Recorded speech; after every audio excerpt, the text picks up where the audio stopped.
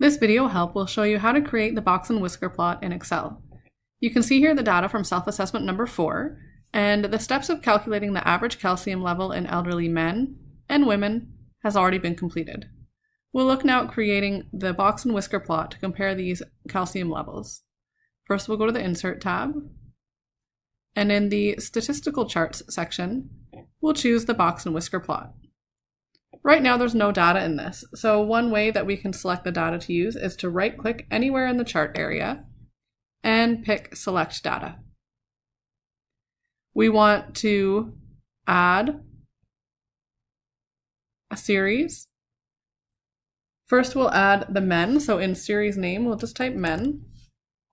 And the series values are the data points, so we can click the arrow and then highlight the calcium levels for men, which remember are coded with a 1.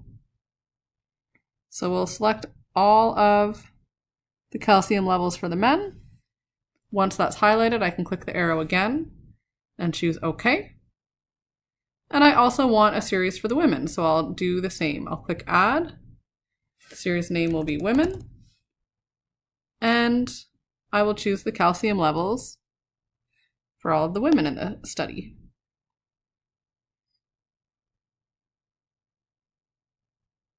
Once they're all selected, I can click the arrow, OK, and then click OK in the second dialog box, and move up again to where the chart was, and you can see the beginning of our box and whisker plot.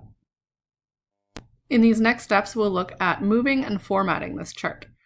Since the chart is selected, I can go up here and move chart, and we're going to move it to a new sheet, which we will name calcium chart. Click OK. And I'm just going to move that worksheet to the other side of the elderly health data set. And now we can look at some formatting. We want to edit the title so that it's descriptive. I'll use the title calcium levels. I'm going to put the units. They're measured in millimoles per liter in elderly men and women. I need to label my y-axis as well. So I'll go to this plus sign, axes titles. I'm going to use that arrow. I only want the vertical option. So I've selected that, and now I can edit that title. This is calcium levels.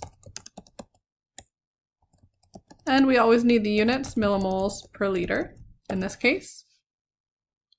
We don't actually need this label on the x-axis, so we can click it to delete it, or through here we can deselect the horizontal axis to remove it. It's up to you if you choose to change any of the colors. We do want to have a legend so we know which color represents the men and which the women. And in this case, I'm going to choose to put that at the bottom. If you want to add some grid lines to make it easier to read over to the y-axis, you can. And then your box and whisker plot is completed and formatted, and now you can use it to help analyze your data.